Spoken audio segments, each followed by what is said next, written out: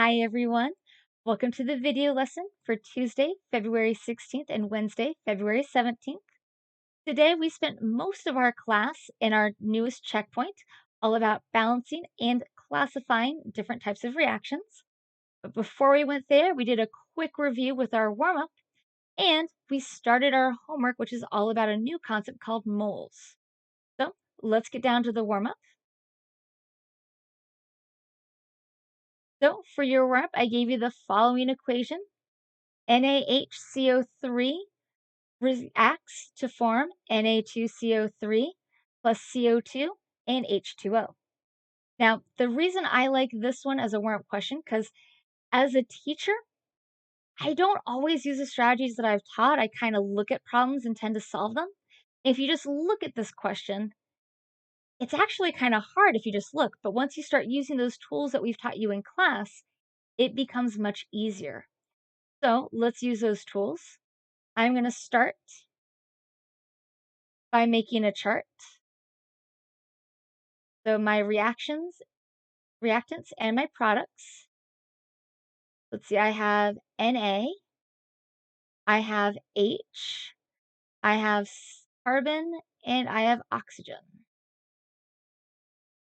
Now, notice any eagle-eye students might see that I've got carbonate, CO3, in my beginning reaction. And usually, one of our rules was don't break up a polyatomic ion unless you have to. Well, I've got carbonate as a reactant, but then on the other side, I've got carbon dioxide, water, and then another carbonate. So this is a case where I did have to break apart the polyatomic ion. In your checkpoint, don't worry. If you need to break it apart, I wrote it so it was already broken apart. And if you can keep it together, I wrote it in a way so that you wouldn't have to break it apart. I would have written as CO3 as just one circle. But here I can see I need to break them apart.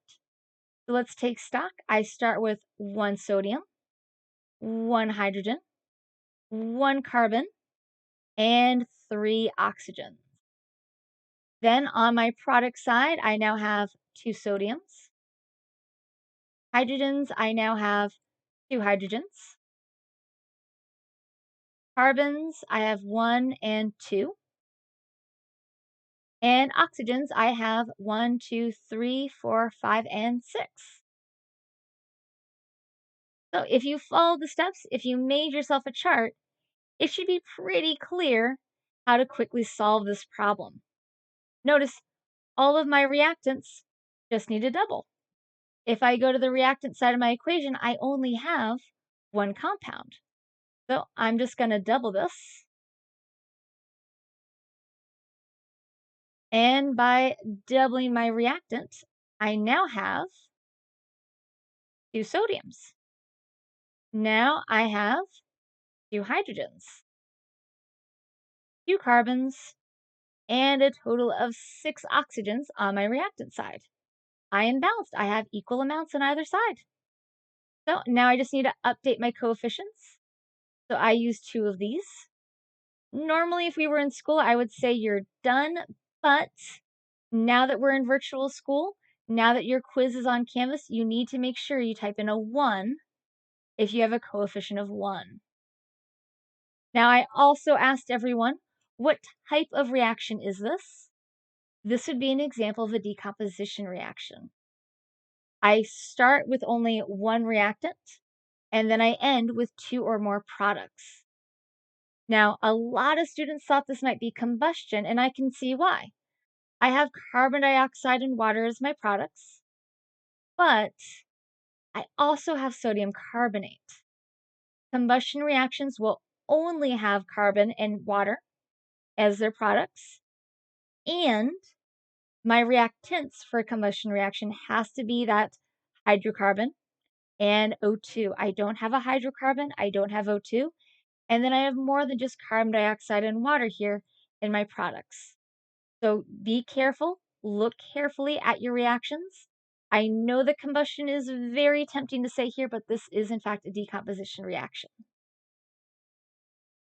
Here in the module section of our Canvas classroom is our homework assignment that we went to next. Open up the explorelearning.com link and make sure you log in with your credentials so you have more than just 5 minutes. And our worksheet will load in a new tab. So we started going over the gizmo together by going over the prior knowledge questions. So in our first question, we have an image of a dozen roses, a dozen donuts, and a dozen eggs. And so we were asked, what do they all have in common? How many of each item do we have? So if I have a dozen of something, it means that I have 12 of them. Then it asks, would they all have the same mass? So I want you to think if you had a dozen roses in one hand, a dozen donuts in another hand, and a dozen eggs in another hand. Don't get too scared about the fact that you apparently have 3 hands. Would they all weigh the same? Would they all be the same heaviness? And the answer is no. They would weigh different amounts. They would have different amounts of mass. One rose does not weigh the same as one egg. So these dozens of different items would have different masses. And then it said, suppose you have a dozen atoms of carbon, iron, and gold. Would they have the same mass? And I didn't really like how that one was phrased, so I changed it up in our classroom. I said, imagine you had a cup full of carbon. So not many of you guys have seen carbon before, but imagine ash from a fire, from a campfire, from a fireplace. That's pretty much all carbon. So imagine one cup full of carbon, full of ash. Imagine another cup full of nails from like the Home Depot, so those type of nails that hold your house together, and another cup full of gold jewelry. So would those weigh the same? Would they have the same mass? The answer would be no. That cup of carbon would weigh much less than the other two. In fact, the gold should weigh the most, but not many of us have had the opportunities to play with quite that much gold before. After we went over these questions, then we started on the gizmo warm-up. So a dozen is a great way to talk about things like donuts, roses, and eggs. But when we work with atoms, we work with far larger numbers than dozens and dozens of atoms. So we can't really use dozens when we talk about atoms. We use something called moles. So through your homework tonight, you're going to investigate what exactly do we mean by a mole. So the first thing we're going to do is look at a single atom of carbon. So it asks you to take a single atom of carbon and put it on the scale. When I do that, I get the average mass of one carbon atom is 63.546. Now here it says U. I would prefer that you use AMU for atomic mass units. We are going to be doing a lot of work with units from now on for the next few weeks, so always remember to never have naked numbers. Every number you give me should have a unit behind it. You should be telling me 63.546 watts. In this case, AMU. No naked numbers, always dress them up with a unit. Otherwise, I will assume you meant elephants, and I will be very concerned as to why you're answering all of your chemistry questions about elephants. So next, we want to try and figure out how many atoms are in a gram of copper. So we were told to add copper atoms until I got between 1 and 2 grams. So let's start with what we're given. 1 times 10 to the power of 10. So that's 1 with 10 zeros behind it. So this is about 10 trillion. Add atoms and no change whatsoever on the scale. All right, let's go up a little bit bigger. We start at 1 times 10 to the 10. Let's go to 1 times 10 to the 13. Let's add a scoop of this. So this is 1 with 13 zeros behind it. No change. Try that again. Still no change.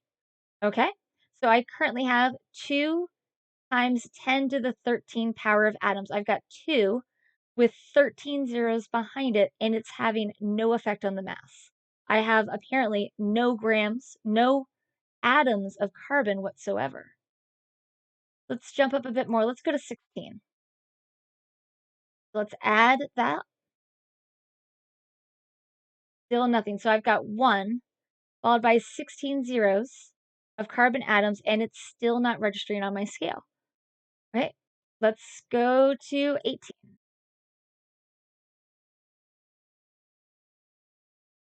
Still nothing. Let's go to 20. Add those atoms and look, we finally have something.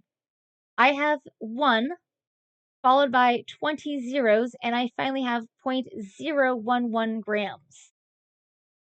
I'm finally getting somewhere. So let me up this by 1 exponent. So this should give me something here in that first tens place, because notice I've gone from 10 to the 20, 10 to the 21st, so that's adding a 0. That's multiplying it by 10. There we go, we're getting close.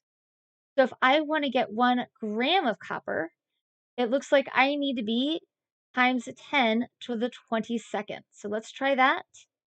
There we go. I have 1.171 grams. And in order to get that mass, I have 1.1101 times 10 to the power of 22 atoms to get that much mass. Now, you might have a slightly different number depending on the route you took to get there. You might have some other numbers other than just ones. You might have some twos, some threes, but you're going to have somewhere in the ballpark of 10 to the 22nd power to get between 1 and 2 atoms of copper.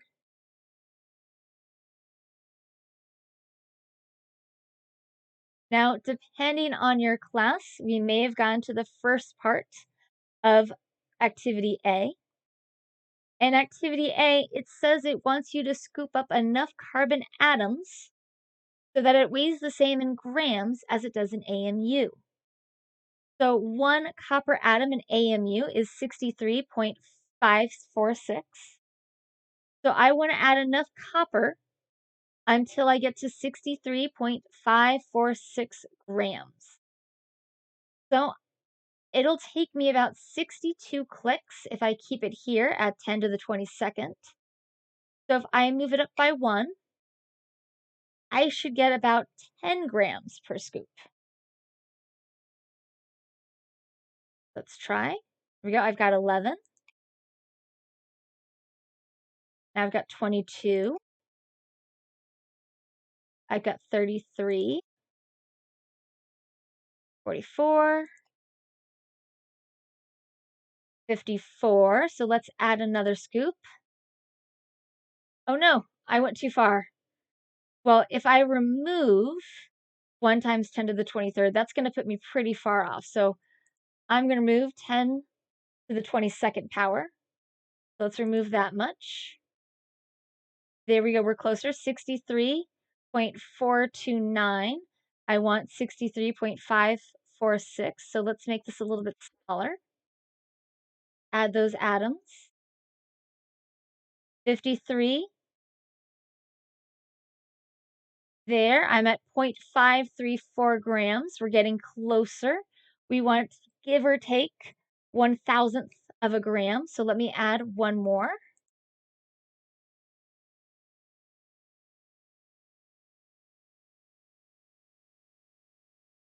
But if I add at 10 to the 21st, it's going to be too much. So let's go down 1. See, let's add atoms. There we go. 545. So 63.545. So it took 6.0220 times 10 to the 23rd power atoms to equal 63.545 grams of copper. So your homework is to complete the next 3 pages of this Gizmo assignment. You're going to be working only on the Avogadro's constant tab. You'll be working with molar masses. For the remainder of class, I threw you guys into your own breakout room so you could focus on your checkpoint. By now, everyone should have taken their first try on the checkpoint. A second attempt will be unlocked on Thursday. But remember, we really want to encourage you, if you didn't get an A on your first try, please come and see me or any other teachers during your student support and activity period. Since we did not have a Wednesday check-in day this week, there were student support periods on Tuesday, and there will be another one on Friday. So please come in and check in with the teacher before you take your second attempt. We want you to get an A. We want you to get the best score possible. If you need more practice, last week's module has that entire page of extra resources for you to work with. I even made another Google slide where you can click and drag those molecules to help you keep track of what you have and what you need. And until I see you guys again, be safe and make good choices.